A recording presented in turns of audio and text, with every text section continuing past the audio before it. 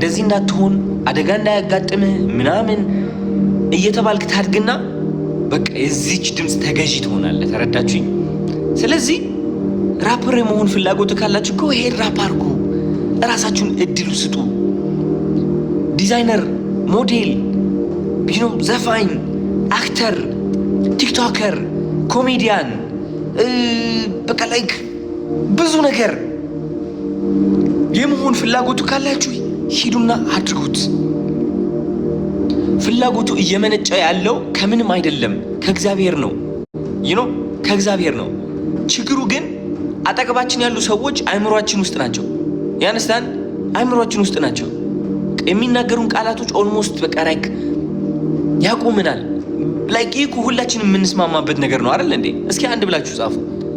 በቃ ላይክ ያቺ ድምፅ እዚህ ውስጥ ያለችው ስሜት እንዳንከተል የሚያደርገን ነገር በቃ ካጠገባችን ያለ ሰው ነው። በቃ ካጠገባችን ያለ ሰው ነው እና this is just the reality and the sad reality of most Ethiopians። በቃ ሁላችንም የምናሳልፈው ማለት ነው።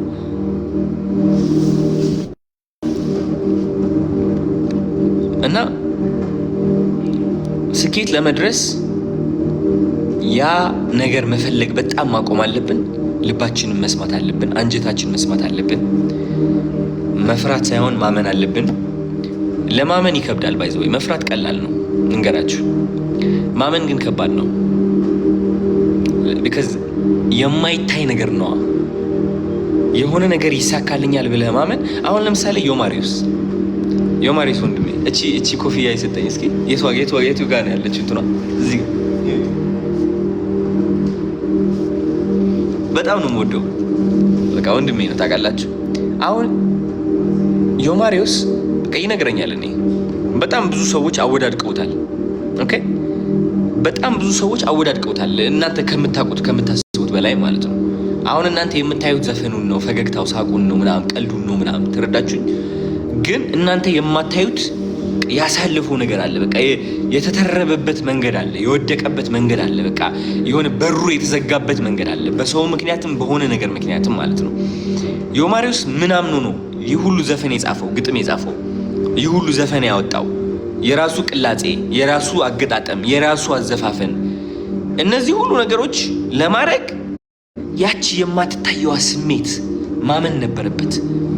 ይሳካልክ ይሆናል ዮማሪዮስ፣ ይህ ብታደርገው ግን ደስ ይለኛል የምትለዋ ድምፅ፣ ምስክርነት የሌላት ድምፅ እሷ ነች።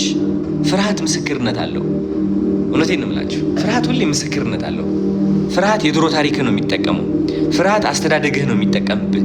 ፍርሃት ድህነትህ ይጠቀምብሃል። ፍርሃት ያ መኪና ሲገጭ ያየኸው፣ ተነስቶ ሲሳቅበት ያየኸው፣ ስኬት ለማምጣት ብሎ የወደቀውን እሱን እያየች ነው የምታሳምንህ። ፍርሃት ሁሌም ከሰው ነው የምትመነጨው፣ ከዓለማዊ ነገር ነው የምትመነጨው። ፍርሃት ባይዘው ልብ ብላችሁ ካስተዋላችሁ ፍርሃት ከመንፈስ አይመጣም። ፍርሃት ሁሌም ዓለማዊ ነው። እምነት ግን መንፈሳዊ ነው። ስኬትም መንፈሳዊ ነው። ራይት? ስኬት መንፈሳዊ ነው። ስኬት ዓለማዊ ሊሆን አይችልም። ልንገራችሁ፣ ስኬት ወደዚህ ዓለም ከማምጣቱ በፊት መንፈስህ ላይ ማሳካት አለብህ። አንድ ሰው መንፈሱ ላይ ስኬታማ ነው ከተባለ እምነቱ ላይም ስኬታማ ነው ማለት ነው። ያልታየውና የማይጨበጠው ነገር ይሳካልኛል፣ ይሆንልኛል፣ ይመጣልኛል ብሎ ማመን ማለት ነው። ይህ ደግሞ ምንድነው መሰላችሁ? ብቸኛ ያደርግሃል። ለምን? ካጠገብህ ያሉ ሰዎች ይህ የማይታይ የማይጨበጥ እምነት ማየት አይችሉም። ማየት አለመቻላቸው ደግሞ ትክክለኛ እንደሆኑ ነው የሚያምኑት። ስለዚህ የሆነ ዓላማ እውን ከመሆኑ በፊት ሁሉም ሰው ትክክለኛ የሚሆንበት ጊዜ አለ። ለአንድ ዓመት ለሁለት ዓመት ሊሆን ይችላል። መጥቶ ፋሚሊዎቻችሁ፣ ፋዘራችሁ ወይ ማዘራችሁ ወይም ደግሞ ጎረቤታችሁ መጥተው አንቺ ምንድነው የምትለፊው? ምንድነው የምታረገው? ምንድነው ዘፈን የምትዘፍነው? በቃ እኮ እንዴ ለምን ታበላሻለህ? የተከበርሽ ሰው አይደለሽ እንዴ? ምናምን እናንተ የሚታያችሁ ነገርና እነሱ የሚታያችሁ ነገር አንድ አይደለም። በቃ እነሱ ተጨባጭና እንደዚህ የሚንኳኳ ነገር ነው የሚፈልጉት።